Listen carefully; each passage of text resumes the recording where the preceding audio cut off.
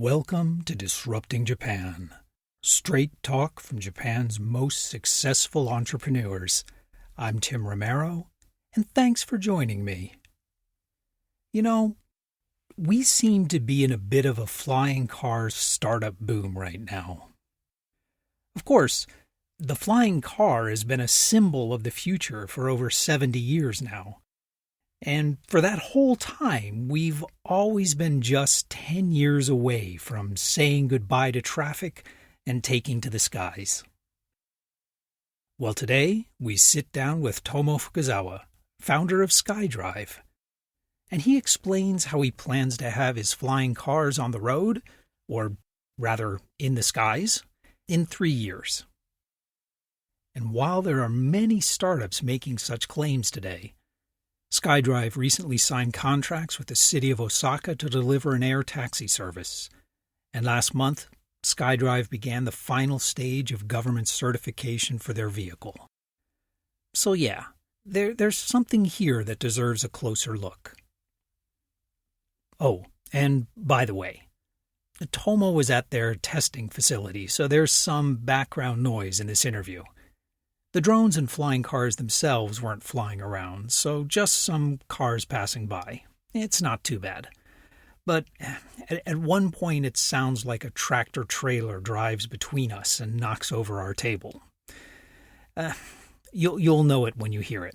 Trust me. Anyway, Tomo shares some really important lessons about running a moonshot startup. How partners and collaborators and people you've known for years begin to treat you differently.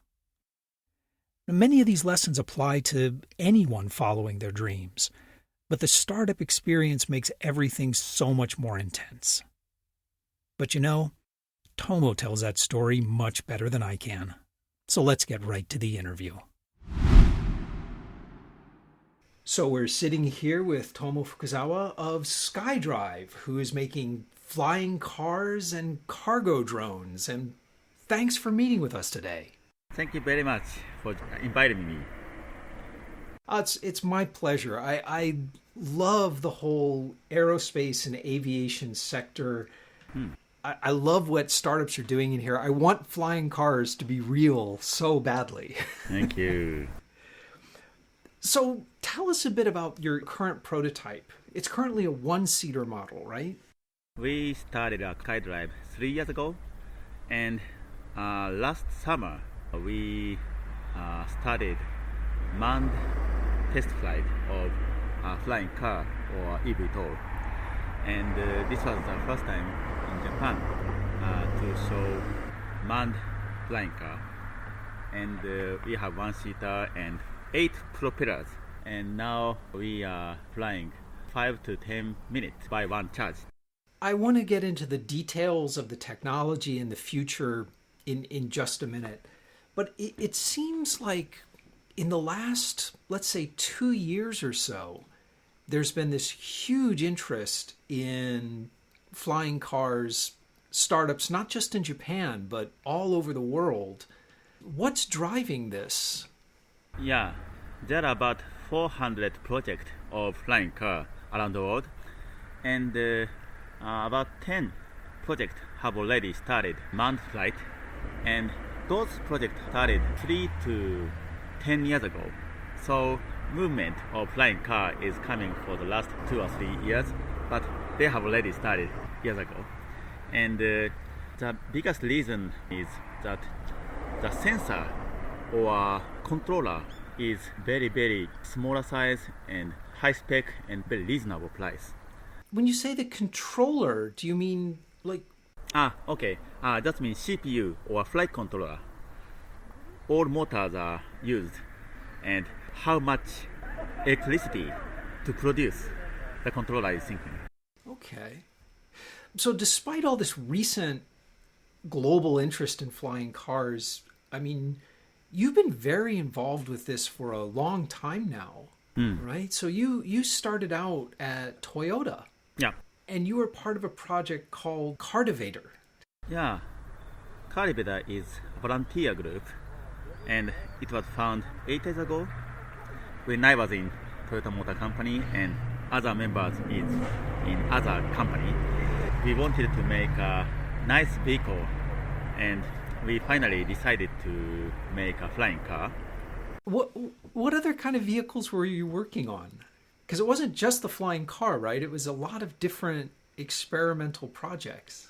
Yeah, before we decided to make flying car, we thought of unique vehicle like 2 stories car, or a car we can sleep in, or a car go to sea, or like that. Yeah. What was the motivation of starting this? Because it was a lot of engineers from a lot of different companies. I mean... Yeah. The member was about 20 or 30 years old, and as they are in a big company, they cannot see whole vehicle, but only light, or only washer, or only steering wheel, like that. We wanted to make a vehicle, and also we wanted to make an innovation to the vehicle. And so of all these different, 2-story vehicles, and you decided on the flying car.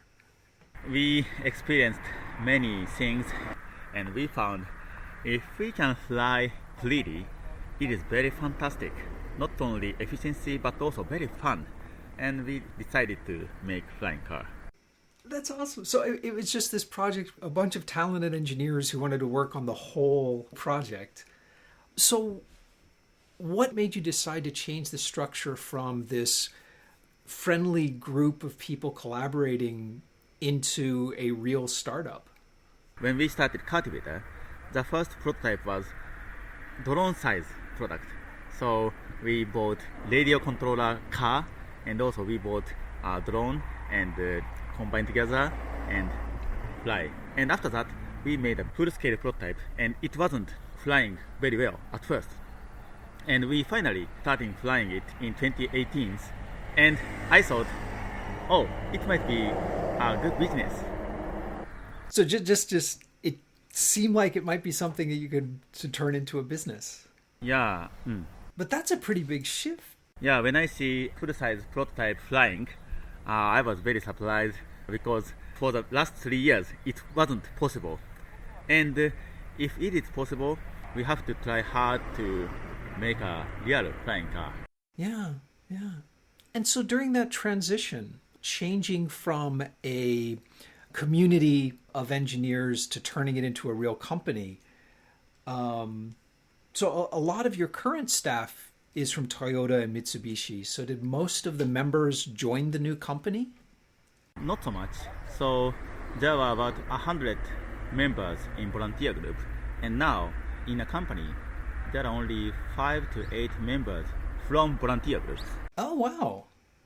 So who came? How did people make that decision? That must have been a really difficult time. Yeah, when we made a company, we found a very, very special engineer in our volunteer group and asked him or her, why don't you quit your job and come to our company? And of course, not all agreed about it, because it is very difficult to make flying car with 5 or 6 or 7 full-time members. We hired engineers from outside too. Before that, many members of our volunteer group was from automobile sector, but it is a drone and also an aircraft. So we searched aircraft engineer too. All right. So what's the biggest change from running the organization versus running the startup? It is totally different. If we join volunteer group, it is just a hobby. So you don't have to focus it so much. And for startup, it is changing of life. Yeah, if they don't commit, or commitment is so much different. Yeah, that's true. I mean, startups, it takes over your life. It's not a hobby. You don't have any hobbies when you're running a startup. Of course. And I found another fact that very committed people don't join volunteer group, but join startup. I guess that makes sense, because very committed people want to be around other very committed people. Yeah, that's right. And committed people want to do project seriously, not hobby. That makes perfect sense why it was time to change from a hobby to a startup. It looks like a lot of your funding came from like Toyota and Mitsubishi and the same sources that a lot of the engineering talent came from too. Yeah, to be honest, first funding was from venture capital, and the last funding stage, some big company begin to fund. Oh, okay, so they came on later. Yeah, that's right. Yeah, but when we are a volunteer group, we get money from Toyota or other company as a sponsor fee, and we got more than $2 million. That was very good for us. So you got $2 million from the sponsor fee as the volunteer group? Yeah. But they wouldn't invest early on. That's right, yeah. Okay, well, I'm glad they've invested now. Let's talk about how flying cars and cargo drones are going to roll out. Okay. So are cargo drones kind of the first step? Is that what we're going to see commercialization of first? Yeah, we launched cargo drone last month, and now more and more cargo drone is flying near the mountain. So what is the use case for cargo drones? Because it seems to fit in this kind of middle ground. So it has to be too heavy for people to carry, but too small for a helicopter to carry. So what are the use cases for that? The payload is about 30 kilograms, and there are many jobs that carry very heavy goods around the mountain. For example, to the tower in the mountain, or to the hotel in the mountain, or like that. And it is very dangerous to walk very heavy goods around the mountain. 60 kilos on your back. Okay, so for things like repairing power lines or transmission stations and things like that. Yeah, that's right. Those kind of work is happen about 200,000 times per year around Japan. So we want to change it to automatical carrying via sky. Who's the biggest customer for that right now? What's the main use right now? Yeah, the first main user is electricity company. They have to fix tower in the mountain like that. And second is construction company, especially who make bridges or who make road or like that.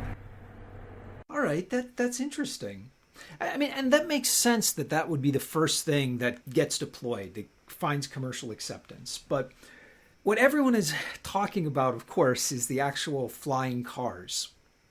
And what I find amazing, just recently, you guys launched a joint project with the city of Osaka. And Governor Yoshimura was saying that he wants to have flying car taxi service in Osaka by 2024. That's really soon. I mean that's like 2 years away. Mm. How do you do that? I mean, this isn't like B2B SaaS software. I mean, you're building a new aircraft. Yeah. We are setting target of launch flying car in 2025. We are having a plan of developing flying car and certification. So 2024 might be a little ambitious. 2025 is the target for flying cars. In 2024, we have to have many tests, but business is starting from 2025, I think. Excellent. We'll have to get you back on the show in 2025 to check and see how things are going. Yeah. But let's talk about that process, because I think it is a lot of Disrupting Japan listeners are coming from like software startups. And developing software is so much faster and so much simpler than developing aircraft. So very recently, you also announced that the Ministry of Land, Infrastructure, Transportation has accepted your application for a type certification. Yep. What does that mean? I mean, I know it's just the first step, but can you talk me through why that's important and what comes next? Okay. When we start business of aircraft, we have to get type certification because JCAB have to make it sure that a new aircraft is safe enough and the level of safety is same level as current aircraft. If we get type certification, we can start business and people can ride it That's why type certification is very, very important. So how do you prove that your aircraft is safe enough to receive type certification? What kind of tests or what kind of data do you need to show the government? Yeah, so many data. For example, parts data like motor or propeller, and also so many flight tests. And of course, we have to care about bird strike. So if bird strikes to the vehicle, what happens? And could it be critical damage or not? So many tests we will have. That seems like a huge amount of work for a startup. Yeah, I think so. We have many partnership company so that we can go together. And so receiving the type certification, is that the last step in the process, or is there something that comes after? Last step, but Japanese government is working with us with development process too, because they have to check development process is good, production process is good, service process is good, and finally we can get type certification. So it is long process. Maybe it takes about 2 to 4 years. But I mean, I guess that's good. You want aircraft to be safe and to have everything checked out. Yeah. Maybe after we finish type certification, there are 10 or more 10-ton trucks of papers. Documents? Oh my God, Yeah. That's right. And it's Japanese government, so it's all paper too, isn't it? That's right, I think. Well, we have been seeing a lot of these flying car startups recently, but compared to other industries, like there are more satellite startups, there are more space startups than there are aviation startups. And that seems surprising to me. Why is innovation so slow in aircraft in general? Yeah. I think I envy software startup as they can make prototype and they can release to the customer. Yeah, we have it easy. Yeah, we cannot release customers before we can assure 100% safetyness. That is very difficult problem, I think. So is it really just the regulations? I mean, people have been talking about flying cars since long before I was born. I mean, from the 50s, Yeah. right? Every generation gets promised, like, oh, no, we're going to have a flying car really soon. And we're still waiting anxiously. Is it just regulation, or is there some real difficult engineering challenges that are holding us back? Yeah, until 6 or 7 years ago, the bottleneck was technology. But now, technology is driven by smartphone or other computer, because there are so many sensors in smartphone and the cost is very down and very high spec and very light. Now, the certification is the bottleneck. So we have low-cost, high-performance CPUs from smartphones and similar devices. Regulation is a challenge, but that's probably good long term. Yeah. But there seems to be other real engineering challenges. So, for example, to really make an air taxi, you can't have a one-seater. It's got to be at least two-seater. It's got to have much more lift, some more range. Yeah. What's the bottleneck there? Is it battery weight? Is it material science? What's the big challenges? There are two big challenges. One is, as you say, battery. So thinking of electrical vehicle, EV, we cannot ride more than 100 kilometers 10 or 15 years ago. But now, Tesla can ride more than 300 kilometers like that.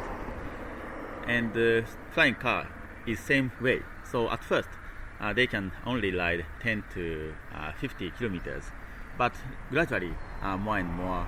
And the second is autonomy. So at first, pilots have to sit in front, but in the future, autonomy might be possible. But there are some challenges of technology.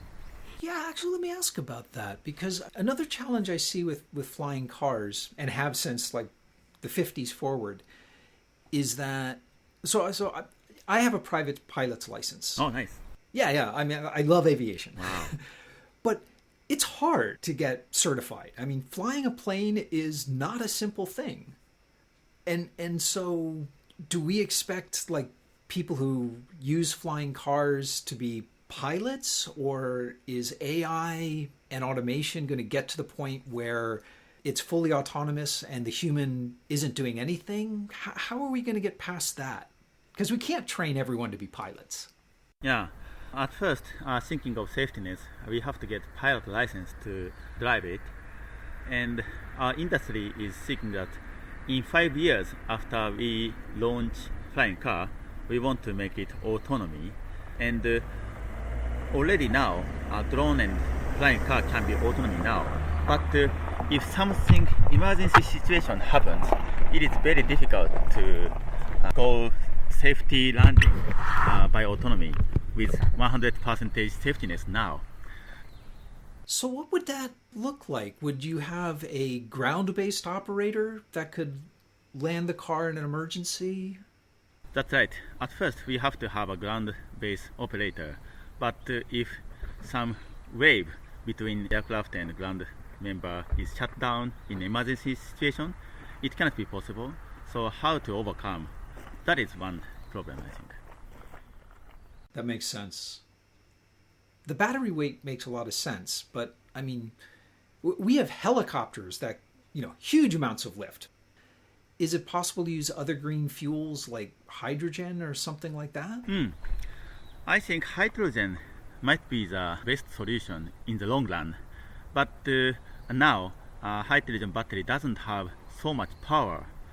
So it is difficult to use in flying car. We have to have very high power battery so that we can change the rotational motor very quickly. Okay. In running a flying car startup, you guys are making big bets. It's going to be a long time before you have a commercial product, and even longer before you're profitable.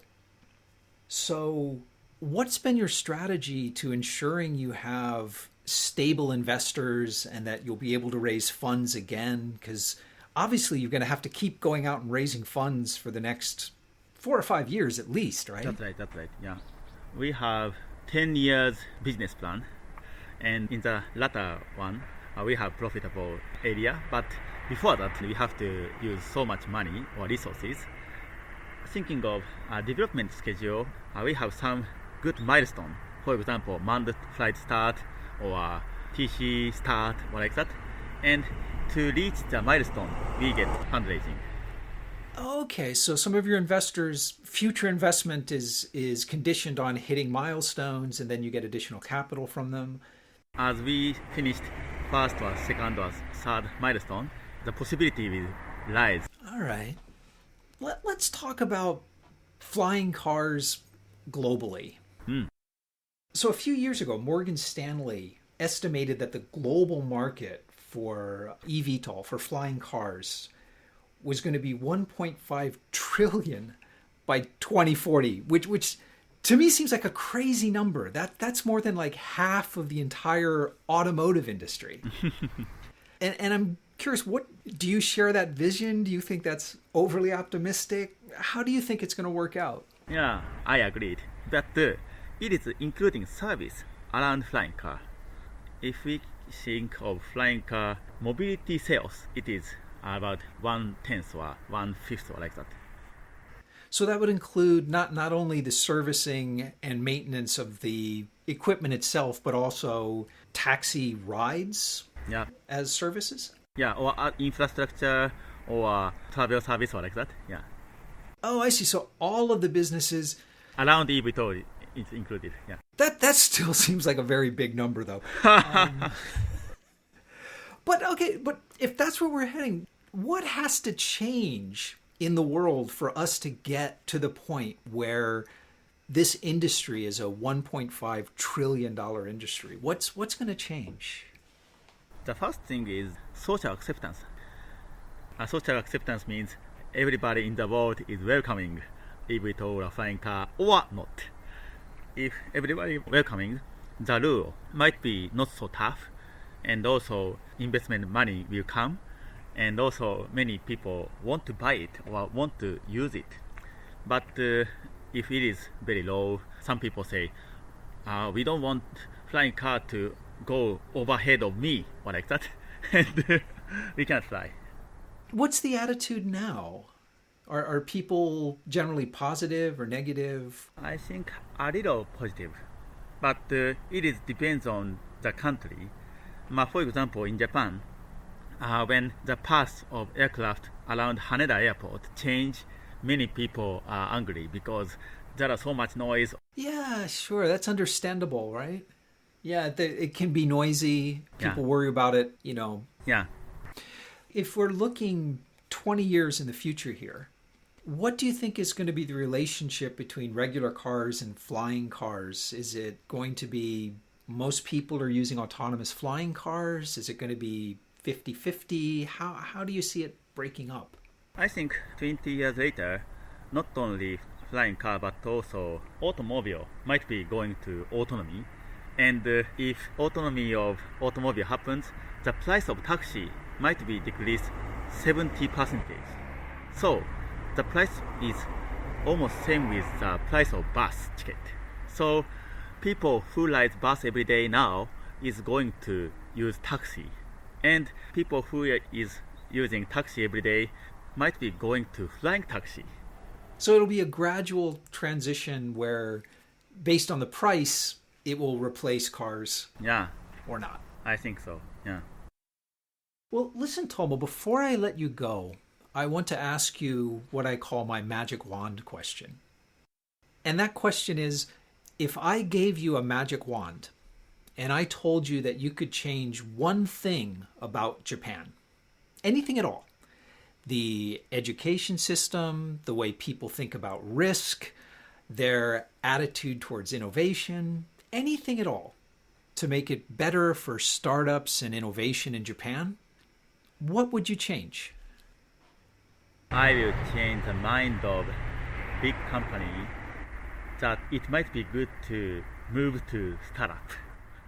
So you would change the way that company employees think to make them more comfortable moving to startups? Yeah, that's right. Especially hardware industry. That's an interesting point.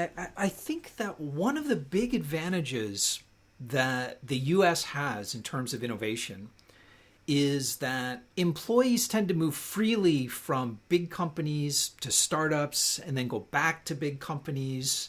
And that leads to more innovation at big companies, but it also makes it easier for big companies to work with startups. And we don't see much of that in Japan, do we? Yeah, that's right. Thinking of IT industry, it is more and more common in Japan. But thinking of hardware industry, it is very, very rare case. So when some people say, I'm going to startup, oh, are you killing your life? Or like that. Why is that? Why do you think that is? Because almost all people doesn't have any friends who is going to startup, so they don't have any information about startup, and just image is that low salary, hard work, very tough, we cannot have good relation with family or like that. You know, it's funny. It's when we talk about how to get high school students and college students interested in startups, everyone always talks about the importance of role models. But it sounds like it's the same problem for corporate executives and large company employees. They also need role models of people who've successfully joined startups. Yeah, I think so. I think a combination with large company and startup is also important, I think. Yeah, I agree. Especially in Japan, where the larger enterprises have so much more influence over the economy than they do in Europe or the US. That's right. And there are so many great engineers and smart engineers in big company. And sometimes they cannot work so well because the division is different from their engineering skill. It is very sad. So I imagine like recruiting really good engineers is a challenge. Because as you said, you know, their family and friends kind of are panicked and surprised. But I would also imagine really good engineers love the chance to work on the whole vehicle. And not, like you said before, just working on the headlight or the steering columns. Yeah, that's right. So we want to know more about startups for everybody in Japan. Do you think it's getting better? Yeah, thinking of 5 years ago or 10 years ago, it's much better. But before we launch flying car, we want more good engineers. Yeah, you never have enough good engineers. No company I've ever worked with has ever had enough good engineers. Yeah, that might be. Hey, well, listen, Tomo, thank you so much for taking the time today. I really appreciate it. Thank you very much. And we're back. Yeah, let's talk about following your dreams. Because we can learn a lot from Tomo's experience of changing his vehicle from the nonprofit association Caravator to the for-profit startup SkyDrive. Caravator's a group of very passionate and talented engineers, but very few wanted to join a startup to pursue that passion full-time. And even his financial backers, who were willing to give Caravator millions of dollars in grants as PR and open-source R&D initiatives, with no thought of financial return, well, they were not willing to invest even 1/10 that amount in a startup pursuing the same goals. It can be a pretty big shock for a founder, but it's perfectly normal. You know, many social impact startups face this exact same problem. And it's usually not a problem with you or your startup idea. It's that people start viewing you differently, and you find yourself dealing with people with very different motivations. In terms of investment, at any given company, the people making the startup investment decisions are completely different from those making the PR and R&D funding decisions. The two groups probably don't even talk to each other, and they probably wouldn't have that much to talk about if they did. As for the staff, well, as Tomo explained, most of the passionate volunteers won't follow you. So you need to focus on attracting passionate employees. And passionate employees will be aligned with the startup growth in ways that passionate volunteers simply never will, even when both share exactly the same vision. Because running a startup, whether it's a world-changing moonshot or a process optimization, running a startup is about so much more than vision or passion. Lots of people have vision and passion. The experience of Tomo and the core team in moving from Caravator to SkyDrive perfectly illustrates the difference between those who have a dream and those who take that dream and build a startup. It's the same dream. It's the same technology. But wow, it is a completely different experience. If you want to talk more about flying cars, and come on, I know you do, Tomo and I would love to hear from you. So come by disruptingjapan.com/show187 and let's talk about it. If you leave a comment, I guarantee Tomo or I, or maybe both, will respond. And hey, if you enjoy the show, tell people about it. In this age of omni-channel advertising and reviews as a service, you'd be amazed how much power your honest recommendation carries. But most of all, thanks for listening. And thank you for letting people interested in Japanese startups know about the show. I'm Tim Romero, and thanks for listening to Disrupting Japan.